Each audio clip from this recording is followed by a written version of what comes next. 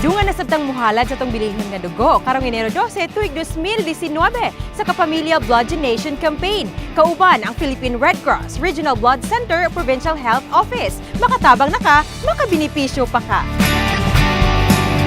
Mamahimo kamo makadonar sa inyong dugo sa tong upat ka provincial hospitals: Bugo, Karkar, Danao ug Balambal.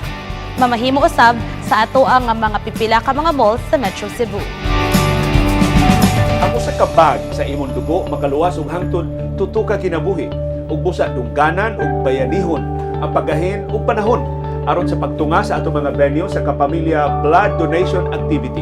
Tibok adlaw karong Sabado, Enero 12, dayong sinulog o Piesta Senior sa Dakbayan sa Subo. Palihog, ayaw imakulit ang paghatag sa gasa sa kinabuhi. Daghang salamat daan mga kapamilya.